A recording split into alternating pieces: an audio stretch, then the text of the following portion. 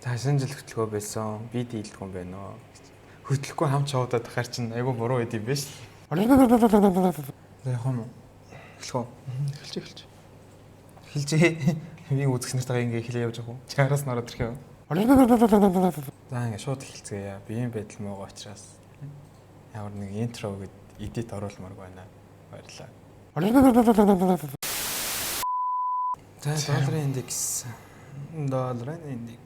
Өнгөрсөн 7 хоногт долларын индекс харьцангуй унсан маягтай. За тэгээд буцаад дээшлээд. За 7 хоногийн лагийг анзаарах юм бол өнгөрсөн 7 хоногийн лаг ногоон гэхдээ дээшээ илүү зүг татсан. Дээр илүү зүг татсан. Дороо илүү богинохон. Ерөнхийдөө бай тал нь хүчтэй байсан боловч за тийм хангалттай хүчтэй хагдаж чадаагүй буюу жаахан хүчээс 7 хоногийнхоо төгсөлд алдсан маягийн харагдаж байна. За энэ 7 хоногийн долларын таамаг аль зүг рүү гарч ирж байна. За минийд болохоор өнгөрсөн 7 хоногийн чартуудтай харьцуулахад ер нь бүтцийн үед нэлээд докторч байгаа юм бол харагдаж байна. Тэгэхээр дээд чартан дээр бод илүү за энэ том бүсийн доор одоогоор яг орцсон. Гэтэ энэ бүс ер нь бол ирээдүйд сунгагтаад ийшээ ирэх болов гэдэг бол таамаглал байгаад байна. Тэгэхээр илүү дунд цагийн чартан дээр 4 цагийн чартан дээр харахад бол докторч байгаа хөдөлгөөн. За тэгээд энэ шалны хөдөлгөөнөөс ирээдүйд пулбэк авах болов гэдэг бол хүлээлттэй бол байна. Тэгэхээр хэрвээ энийхээ доор ороод ирчихвэл ерөөхдөө бүтцийн үед ингээд нэг паттерн олоод ч юм уу те ирээдүйд иймэрхүү паттерн бүтцэн үүсэх болов гэдэг бол хүлээлттэй бол байна. За нөгөө талаараа болохоор энэ чэнс нэг шалны хөдөлгөөн дээр илүү долларын индексийг ойрын хугацаанд харъя да гэдэг бол төлөвлөгөө гарчаад байгаа. Тэгэхээр тус бус дээрээс дараагийн төлөвлөгөөнд гарах болов гэдэг бол бодолтой байна да. За. За миний таамаг юу байгаа хэлээ гэхээр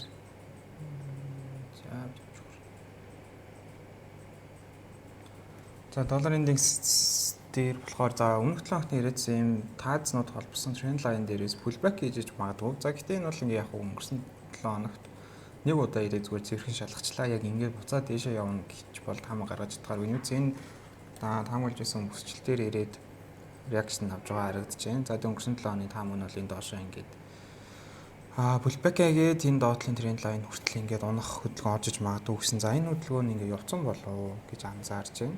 За одоо харин яах вэ гэхээр одоогийн таамаг юу болж байна гэхээр за 2 цагийн доо бол ингээд доошоо дунд цагийн доо өдөр ингээд доошоо байгаа. Одоо тэгээд үүсэж байгаа юу нь бол лааны хувьд бол юм дэшээ өсөх магадaltaй паттерны ёроол нь бол ингээд нэлээд олон хүрэлттэй. За тааз бол түнж 2 хүрэлттэй. За энэ тааз яг энэ тренд лайнаар байх уугүй юу гэдэг дээр бол нэлээд эргэлзээтэй байгаад байна. Нэг иймэрхүү аль ойрынуудыг холбож илүү олон хүрэлттэй тренд лайнаар тааз авах уу гэдэг дээр бол жоох эргэлзээтэй. За гэхдээ ерөнхийдөө бол ирээдүйд дахиад дэшээ өсөхөөр бүтэц ингээд үүсэж гэнэ үү гэж анзаараад байна. За тэгээ одоо энэ бүтэц нь өөрөө юугаа явж байгаа нэхэр цэцэрийн хөдөлгөөн явж байгаа юм боёо. Энэ импульс дэшээ яваад дууссан. Энэ ингээ яваад дууссан. Одоо энэ дээр том цэцэрийн хөдөлгөөн явж байна. Энэ том цэцэрийн хөдөлгөөн ингээ яаж явсаар хагаад энэ ёроолоо баг өвтөхгүй гэж тарах бах. За тэгээ энийг дэшээ стер чадаад ингээд явах юм бол энэ үнц хөдөлгөөн ахаад дэшээ тавтагдана гэхээр доллар нэлээд дэшээ чангарчих боломжтой харагдаад байгаа. За тэгээ дийлигийн доод дээр ч гэсэн дэшээ трендтэй байрын харагдаж байгаа учраас одоогийн явж байгаа хөдөлгөөн бол өсөлтийн хөдөлгөөний цэцэрийн хөдөлгөөн. За тэгээд жоохон доошоо унаад энэ паттерныг стэрнэл гэж анзаарч байна. За Nasdaq доотлын шалаас чадахгүй явсаар агаад дэшээ гараад ирсэн. За тэнгууд Nasdaq дээр яг уу за доо ашигладаг хүмүүсийн хувьд л нэг өөрчлөлт үүсэж байгаа. Юу гэхээр 2 цагийн чартан дээр буюу одоо энэ 28 сараас өсөж байгаа энэ юун дээр аптренд дээр хайрлоо өөрчлөгдөж байгаа. За яг баталгаажсан доогоороо хараад явахаар сүүлийн хайрлоо энэ дээр үлдсэн гэж ярьж байсан. Одоо яасан бэ гэсэн чинь энэ хоёрыг дэшээс л гараад явж байгаа учраас за энэхүү хайрлоо маань энэ ёроол руу орж ирж байна гэсэн үг. Буюу одоогийн явж байгаа орой энэ өмнөх 22-ын дунд үссэн хамгийн үнэ доод үнэ. Буюу одоо энэ өсөлтийн тренд энийг эвдчих юм бол доошоо тренд ингээд дунд цаг дээр эргэж байна гэж харж болохоор явж байгаа гэсэн үг. За тэгээд одоо нэг жоохон унжгаа хөдөлгөөн харагдаж байгаа. За энэ нөгөө энэгийн паттерныг аль хэдэн сарын өмнөөс хойш дурдсан яваад байгаа. Гэхдээ яг паттернээс илүүтэйгээр ийм сувгийн таацууд шалуудыг олбоцсон. За энэ дээр л тэгээд одоо юм байлаар 1 2 3 гээд 3 дээр ирээд зөвхөн унжижсэн одоо 4-т ирж байгаа. За 4-т ирээд жоохон реакшн үзүүлээд байна. За 15 минутын дээр харахаар энэ сүүлийн давуудын тодорхойлохоор энэ оройг дэшээ эвдсэн. За тэгээд энэ ёроолыг эвдэхгүй байх магадaltaй. Энэ ёроол дээр ирээд өсөж байгаа юм. За энэ нэг эстлээд ингээд дэшээ ингээд доошоо гараад ирэх юм бол энэ 7 хоногт жоохон уналтын хөдөлгөөн орж иж магадгүй. За энэ таазыг шалгасан. Энийг нэг шалгасан маягийн хөдөлгөөн орж иж магадгүй. А тэгээ энийг ингэж доошоо стэж аж доогоо эвдэхгүй. Одоо эндээсээ буцаад ингээд дэшээ зурх юм. Шууд дэшээ явчих юм гэсэн энэ өмнө 3 удаа ирээд дунжсэн орой дээр нэлээд ойрхон ирээд нэг юм эсрэг логик юм шиг зүрх үүсэж ингэж харж байна. Тэгэхээр жоохон доошоо байж магадгүй. За би болохоор илүү дэйн хэлжин дээр төлөвлөгөө гаргах сонирхолтой байгаа юм л яг л өнгөрсөн чартуудтай харьцуулахад жоохон нэлээд огцсон импульс хөдөлгөөн үнжинс үүссэн учраас докторчин хөдөлгөөн бол хүлээх сонирхолтой байгаа учраас дэйн хэлжэд төлөвлөх бодолтой байна. Тэгэхээр өнөөдрийн байдлаар ер нь л илүүтэй энэ таасны хэсэг за хамгийн макстай ер нь бол энэний волюм орсон хэсэг дээрээс нэг эсрэг хөдөлгөөн бол хийх сонирхолтой бол байна. Тэгэхээр нэгдлийн хөдөлгөөн бол илүүтэй энэ таасны хөдөлгөөнс шорт хөдөлгөөн тэгээд илүү нь доош нь барих бодолтой бол тийм хөдөлгөөнчүүд байна. Нөгөө талаараа дараагийн хөдөлгөөн ч гэсэн энэчээс гарч ирлээ буцаж орж иж байгаа пулбэкний хөдөлгөөн за дээрээс гарлаа ч гэсэн энэчээс шал таасны хөдөлгөөнтэй солиулж байгаа гэдэг үзгээс бай ярьж байгаа гэдэг нэг үндсэн 3 хөдөлгөөн бол төлөвлөжөд бол байна. За нөгөө талаараа том цагийн хөдөлгөөн дээр болохоор Томцгийн хөдөлгөөн дээр болохоор Nasdaq хувьд болохоор жоохон ороод тодорхойлох жоохон хэцүү байгаад байгаа шүү дээ. Тэгэхээр ер нь эрсдэлтэй гэж хараад байна. Нөгөө баян хөдөлгөөн бол нь барьмаар байвчиг хаан гарахаа мэдэхгүй байгаа учраас одоохондоо илүү дээрж төлөх сонирхолтой байна гэсэн үг. Тэгэхээр өнөөдрийн байдлаар энэ хэсгийн таац за тэгээд энэ чэнс явж чадах юм бол илүүтэй доотлын хэсгийн хөдөлгөөн рүү барих сонирхолтой байна. Энэ чинь ойролцоогоор ерхдээ ээлж их хэл нэг 120 пип гэхэлэр хангалттай хөдөлгөөн бол байна те. Тэгэхээр энэ доовыг эвдсэн хэсгийн доовыг эвдсэн учраас ийшээ ирэх хувьдын ирлэж гэсэн сэтгэл магадлал бол бага гэдэг утгаараа хамгийн ихний типийн зэг бол энэ дээрээс холдоо бол харах сонирхолтой бол байна. Тэгэхээр ойрын хугацаанд бол Nasdaq-аар илүү дээн ээлж хөдөлгөх за уттай бүтцний үгдээ докторч ч юм уу дажгүй хөдөлгөөн гараад ирэх юм бол том цагийн свингээ ярьж хөдөлгөх сонирхолтой бол байна. Тэгэхээр одоохондоо дөнгөж бүтцэн үүсч энэ батарей нь үүсгэж юм уу те магадл төр суудлал одоо юу гэдэг болоогүй учраас зураглал нь нэлээд доктортой болсон дараа Nasdaq дээр том цагийн хөдөлгөөн бол төлөвлөх сонирхолтой бол байна. Тэгэхээр одоогоор л дээ ярьж. Окей. За алтан дээр гуулт. За алтан дээр болохоор би алтны хөдөлгөөнийг илүүтэй энэ хэсгийн таац руу бол өндрийн байдлаар хараад байгаа. Нөгөө талаар энэ чэнс өнөөдрийн дээр хэлжээр төлөвлөх боломжтой бүс бол сая бол энэ ч өгөөд пулбэк өгөөд одоо шавж байгаа хөдөлгөөн бол байна. Тэгэхээр энэ ойролцоогоор 100 пип ер нь бол байсан хөдөлгөөн байсан. Тэгэхээр нэлээд дэж хөдөлгөөн бол байна. Тэгээд өнөөдрийн хувьд бол нэлээд савлгаатай байлаа шүү дээ.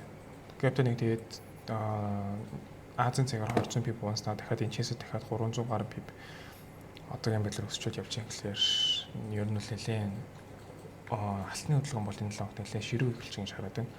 Тэгэхээр энэ хөдөлгөөнийг аваад за бичээс илүүтэй шорт хөдөлгөөн за confirmation entry бол илүүтэй балансын доотлол оруулж ирж хагаад pullback-ны хөдөлгөөн дээр бол илүү confirmation entry байх боломжтой мэн гэж хараад байгаа. Тэгэхээр алтны хөдөлгөөн дээр энэчээс илүү орвол миний хувьд бол тухтай. Гэхдээ энэчээс энэ хэсгээс бол нэг risk entry байдлаар нэг орж үзэх сонирхолтой бол өнөөдрийн байдлаар л алтан дээр төлөвлөж байна. Тэгээд хамгийн макстай энэ хэсгийн шалны хөдөлгөөн за гарлаа гэхэд энэ хэсгийн шалны хөдөлгөөнөр бол макс TP бол гэж байна. Тэгэхээр ойролцоогоор нэг дээрээс явж чадах юм бол энэ хэсрүү 430 за бүр доош явчихна 400 пип гэдэг чинь хангалттай алтны хөдөлгөөнд бол барьж болох хамгийн дэж хөдөлгөөн бол байгаа учраас одоогийн байдлаар бол алтны хөдөлгөөн дээр бол иймэрхүү дундын цагийн дээлж төлөвлөлт бол явж байна. Тэгээд энэ маань өөрөө ирээдүйд ямархуу бүтц үүсгээд явахыг бол бүтэц задарсны дараа л илүү хөвөд бол зүгээр байх гэж хараад байна л да. За за алтан дээр за би бол нөгөө 7 хоногийн лагаа хараад ингээд сэлдчихдэггүй наа. Ингээд дунд цагийн доо доошоо эргэцэн байгаа ч гэсэн ингээд 7 хоногийн лаг энэ том ногоон лаг ингээд сөрөөд сэлдэнэ гэхээр баяруудаа үүсгээд байгаа учраас ингээд ерөнхийдөө дээшээ ажиглаад байгаа. За 2 цаг дээр харах юм бол за өнгөрсөн 7 хоног бөгөөд алтны ерөнхий нэг сүүлийн 10 хоногийн хөдөлгөөн бол нэг батарейны хөдөлгөөнд бас нэг юм анхааруулжтай байдаг зүйлүүдийн зан характер нэлээд үүсэж байна л да. Тэр нэмэхээр нөгөө батарейны хэлбэр өөрчлөгдөх тий. За энэ битэрний задраал доошоо гэж харж ирсэн чи энэ ёроолоо эвдэхгүй болоо гэсэн эвдэхгүй явж исэн. За тэгжсэн ингээд 3 битэрний үсэл стрэл ахаал том битэрний болоод за тэгээд энд хэд баг юм 3 битэрний үсээд явж ирсэн аа. Энэ нь өөрөө дундаа нэг юм том битэрний л орчиж байна л да.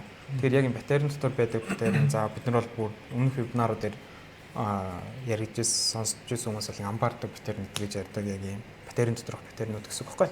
Цаг орондынхаа хамаарлаараа. За тэгэнгუთ энэ одоо юу болж байгаа нөхөр. За одоо энэ дэр ингээд дээшээ задрах магадaltaй битэрийн стрий явж гин гэж бодвол энэ яг хаашаа магадaltaй яаж явах юм бэ гэхээр за энэ бол одоо трендийг үргэлжлүүлж идэг битэрнийх юм бол өмнөх тренд нь өөрөө юу юм гэхээр энэ хөдөлгөөн байдаг байхгүй. За тэгэхээр ийм хөдөлгөөн орж иж байна гэсэн. Энээс дахиад дээшээ өгсөн гэх юм бол дахиад нэг Монголын хөдөлгөөн хэрэгтэй санагдаад байна. Одоо бол энэ битэрийн дээшээ стэрлээ ямар түүхээ давтаад цаашаа явах юм бэ гэхээр энэ импульс байна. За энэ импульсыг харахаар энэ өмнөх энэ орой морой хэрвээ сэтэлж чадаад ингэж явах юм бол энэ дээрээс дахиад дээшээ оройнууд үүсэт яваад за тэгээ яг миний тэр өмнөх яриад байгаа 7 хоногийн лаа ингээд хүчтэй дахиад цаашаа үйлчлэх юм бол энэ хөдөлгөөнийг ерөнхийдөө дахиад ийм ирээдүг хүлээж авах боломжтой харагдаад байна. За ингэж л баг all time high руу орох болов. За гэхдээ ингээд ягаад энийг бүр эрт ингээд амглахгүй байгаа вэ гэхээр ёроол эвдэгдсэн даун трендтэй явж байгаа учраас юу байгаад байна гэсэн үг. Дахиад ийм баталгаанууд үлээгээд байна. За тэгээ одоо ч үгүй энэ дэшээ энэ гавдсан хөдөлгөөн явлаа гэж хол явж чадахгүй байх. Нэг энэ маяг. За 2675 мав энэ хавцаа ирээд буцаад ихэд өгөн ууж байх. За тэгээд яг свинг гарилж хийдэг хүмүүс бол нэг баталгаа авах зүйл нь юу гэхээр энэ дээр ингээд ингээд үн зууралдаад байна гэхээр энэ дээр хэмжээний скала хийдэж магадгүй. Тэгэхээр энэс цэцэрсэн ингээд тал руугаа илүү том импульс энэ хоёр оройр болсч юм уу те. Стрессэн тал руугаа юм хүчтэй хөдөлгөөн авах боломжтой. Зүгээр энэ дээр нөгөө нэг хэмжээний захиалгууд нь биелэгдээд урт хугацааны позишнууд аризмыг одоо гин арилжаанд орцсон. Тэгээд юм хэрэг тип эргүүл хүлээж ин гэсэн үг. Тэгэхээр ийм зунгаарлцсан хүмүүсж байгаа учраас бас дайггүй санагтаад байна гэсэн үг тэр. За энэхэд бол дээшээ нөгөө 7-ны лагаар бол дээшээ гэж хараад байгаа. За тэгээд өмнөх лаануудаас хэрэг анзаарах юм бол 7-ны лаан дээр том ногоон лав байсан, за уналтын цагаан лав байсан. За тэгээд доороо вик хүлдээсэн, буюу доороо ингээд баярууд нөхцөлтэй дээшлүүлсэн. Дахиад гэсэн чинь энэ сэлрүүд нь жижигссэн, буюу биеийн жижигссэн. Тэнгуут энд орж ирсэн сэлрүүд энэ дээр хүчин алдсан байх боломжтой учраас одоо энэ дээр ингээд дахиад 3 том ногоон лав идэл гараад ирэх бүрэн боломжтой гэж анзаараад байна. Лааны уншилтын давхар хийхээр. За биткойныг анхаалтаарч. За биткойн яг түүхэн амжилтанд за яг түүхэн амжилтаа 30,000 евтэй явж байгаа. Олон хүмүүсийн анхаарал 100,000 гэдэг үн дээр хизээ ирэх вэ гэж хараад байсан те. Нэг юм төхөөл болол. Төхөж болол байсан. За тэгээд нэг ийм амар эртүү магталцсан байсан батарей нь ингээд үүсэх болов гэжсэн. За ихтэй мэдээч угаасаа шал мал нэг мангар нэг юм баталгаа байгаагүй юм батарей байсан. За зүгээр үүсчих байх гэжсэн. За энэ батарей мань үүсээгөө шууд дэшээ стрээд зүглээ Аз маз дээр өрлөө те 100,000 хүрсэн. За тэгтээ бас стрээд хол явж чадахгүй байна. За одоо тэгээд трендээ тодорхойлоод ингээд чиглэлээ харчих. За мэдээж хамгийн сүүлийн оройгоо аваад ингээд харлаа. Хамгийн сүүлийн орой энэ байна. За тэгээд энэ дээрээс өмнөх оройгоо авлаа. За энэ хоёрын дунд байгаа хамгийн сүүлийн уналтын ёроол гэхээр энэ байна. За тэгээд энийг эвдээд доошоо тренд ирэх чинь энийг эвдэхгүй бол ингээд одоохондоо тийшээ тренд байгаа гэж анзаарч байна. За тэгээд ерөнхийдөө бол ингээд баяруудынх нь хүчин сулраал байгаа. Тэрийг бол анзаараад байгаа. Ингээл бүр хажуу тишээ болоод тэгээд дээшээ хол явж байгаа бол одоо энэ өмнөхөө хөдөлгөөний копидход энэ бол 104 хүртэл өсөх боломжтой. Тэгээд 104 дээр ирсэн юм байна. За ингээд үтсэн баяруудынх нь хүчин ингээд дээшээ хүчтэй болж чадахгүй байгаа учраас цэрэг хөдөлгөөн ороод ирэх юм болов уу гэж анзаараад байна. За тэгээд лаанууд нь ингээд жоохон дээр вики үлдээгээл ингээд хай хийсэн чи ийм лаамаа үсэж байгаа учраас би бол одоо ерөнхийдөө нэг удахгүй цэрэг хөдөлгөөн ороод ирэх боломжтой байна гэж анзаарч. Баяруудынх нь хүч жоохон сулраал байна л гэж харагдсан. Биткойн дээр ер нь бол тиймэрхүү хөдөлгөөн бол харагдаад байгаа. Тэгээд биткойн дээр одоо нөгөө импульс хөдөлгөөн явц учраас илүү дээр хэлж зүгээр болов гэж бодоод байна л та. Тэгэхээр би бол илүүтэй энэ хэсгийн бүтцийг бол одоогийн байдлаар тодорхойлж төглөө гэд хараад байгаа. Тэгээд энэ чинс ер нь илүүтэй. За одоо сая бол дэжвэнчээ сэл ялж хийж болохоор за энтрийн инчээ байлаа гэж бодоход за стоп лосс инч тавьж байгаа арилж хийх боломжтой тийм бүтц бол харагдаад байгаа байхгүй. Энэ ойролцоо 1.4 4.5 арилж хийх боломжтой бүс бол ингээд зурагдаад яваад байгаа.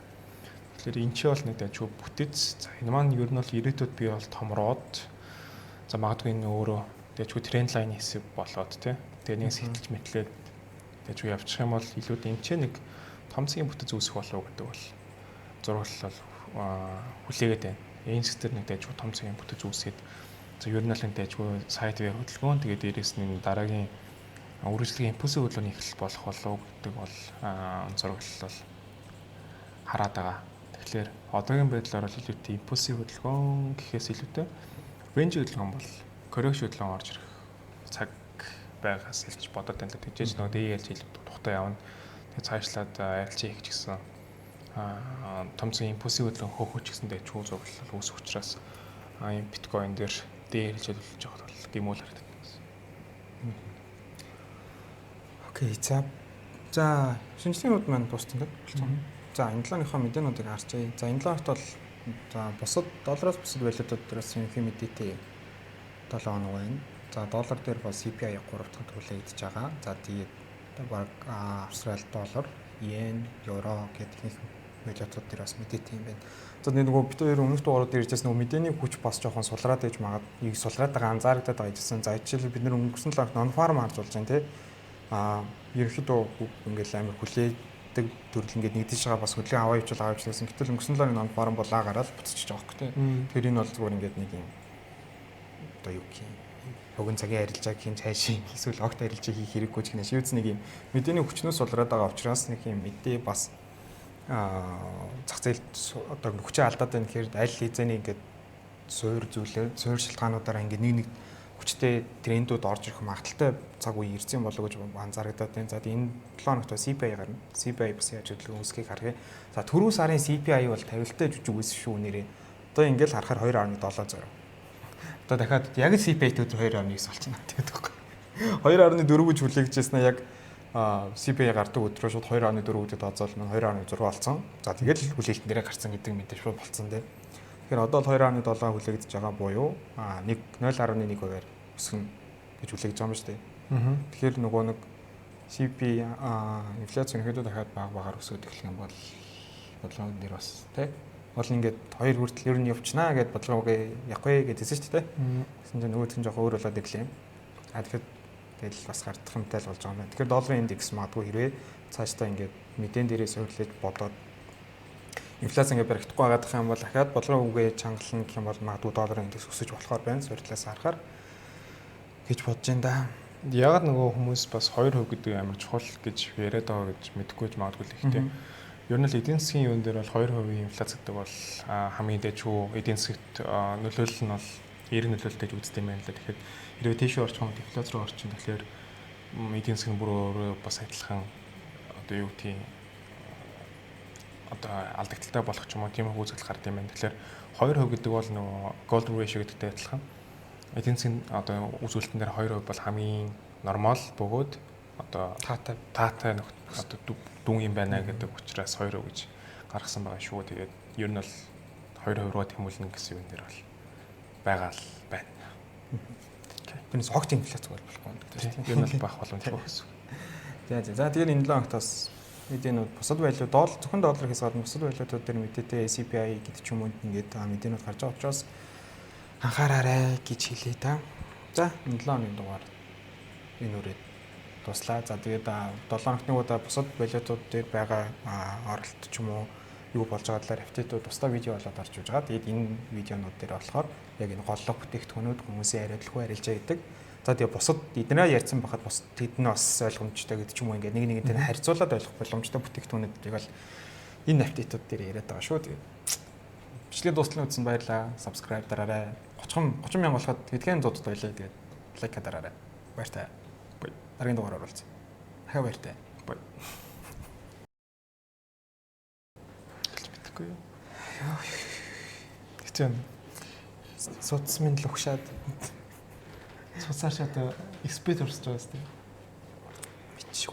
мэдчихгүй.